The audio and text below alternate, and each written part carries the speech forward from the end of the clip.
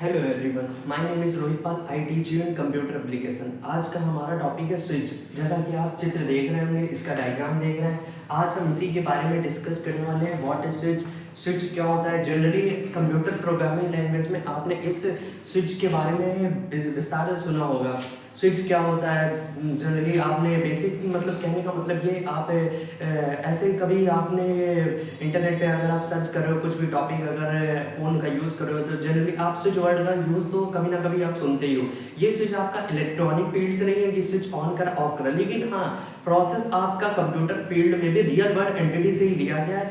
ये जो स्विच होता है इसका यूज़ जनरली हम लोग इंटरनेट में ही करते हैं। इंटरनेट में जब दो या दो से अधिक डिवाइसेस को, कहने का मतलब है जब दो डिवाइस, एक डिवाइस, ये बात कर रहा हूँ मैं पहले डिवाइस की, पहली डिवाइस जब दूसरी डिवाइस से कम्युनिकेट करती है। ये हमारे कंप्यूटर है, यहाँ पर हमारे स्विच बना है।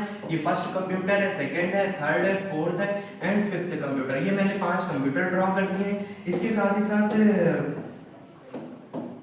5 कंप्यूटर मैंने ड्रॉ कर लिए। इसके साथ ही साथ इसके बारे में कुछ मैंने यूजेस बताया। जनरली जब भी एक कंप्यूटर दूसरे कंप्यूटर से कम्युनिकेट करता है तो स्विच के माध्यम से ये जो कम्युनिकेशन ये थोड़ा सा इजी हो जाता है। एक कंप्यूटर के द्वारा कोई भी भेजा गया मैसेज होता है, वो जब दूसरे कंप्यूटर पे वो मैसेज जब आपका रिसीवर तक का पहुंचता है, सोर्स से मैसेज जब डेस्टिनेशन तक मैसेज आपका प्रॉपर तरीके से जाता है, तो उसमें जो हमारा प्रोसेस होता है उसमें आईपी एड्रेस अर्थात इंटरनेट प्रोटोकॉल का यूज किया जाता है। इंटरनेट प्रोटोकॉल का यूज किया जाता है जिसकी सहायता से हम लोग क्या करते हैं, आईपी एड्रेस से क्लाइंट के द्वारा मतलब कि सोर्स के द्वारा जो भी हमारा पैकेट्स निकलता है, डेटा पैकेट्स निकलता है, जो भी हम कम्युनिकेट कर रहे हैं, कोई भी हमने वर्ड बोला, वो हमारे सोर्स कोड में, मशीन लैंग्वेज में, मशीन कोड में कन्वर्ट हो जाते हैं। मशीन कोड में वो जो हमारे बाइनरी नंबर जिसको हम बोलते हैं 0 1 के फॉर्म में, जैसा कि मैंने इंटरनेट में पहले ही बताया कि हमारे जो सोर्स कोड होते हैं वो हमारे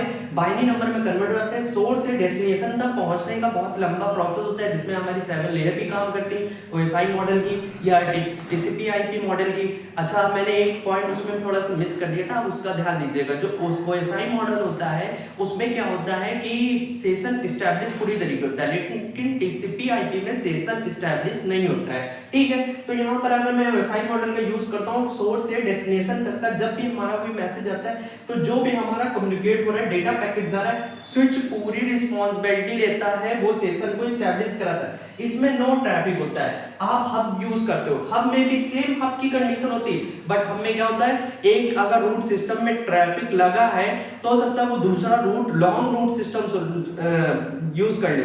अब लॉन्ग रूट सिस्टम में क्या होता है, अगर रिपीटर डिवाइस नहीं लगी है तो आपका सिग्नल भी खो जाएगा और आपका डेटा वहां तक का दूसरी डिवाइस तक का, रिसीवर तक का नहीं पहुंच पाएगा। लेकिन अगर सोर्स से डेस्टिनेशन तक का अगर एक्टिव, जो कि हमारा एक्टिव हब काम कर रहा है, वहां पर तो कोई दिक्कत, वहां पर तो डाटा मतलब डिस्ट्रॉय हो जाएगा, सॉरी, ठीक है, डाटा डिस्ट्रॉय जाता है। लेकिन अगर पैसिव हब काम कर रहा है तो हमारा सोर्स से डेस्टिनेशन में सिग्नल को रीजनरेट कर दिया जाता है। सिग्नल को रीजनरेट करने के लिए रिपीटर जैसी डिवाइस लगा दी जाती है जिसमें वापस आपका सिग्नल रीजनरेट होने से प्रोसेस होकर पूरा रिसीवर तक का सेंडर के द्वारा सेंड किया गया मैसेज रिसीवर तक पहुंचता है। इसमें क्या होता है, सेंडर के द्वारा जो भी मैसेज आता है रिसीवर तक पहुंचने के लिए हम लोग मैक एड्रेस का यूज करते हैं। स्विच जो हमारा होता है, जैसे मैंने सेंडर ने कोई मैसेज सेंड कर तो वो हमारे स्विच डिवाइस के पास जाएगा। ये डिवाइस हमारी वर्चुअली मतलब कह सकते हैं, देखा होगा आपने फिजिकल रूप से जो भी हमारे खंबे वगैरह रोड पे लगे रहते हैं, वहां पर ये स्विच जैसे डिवाइस, इलेक्ट्रॉनिक डिवाइस का यूज किया जाता है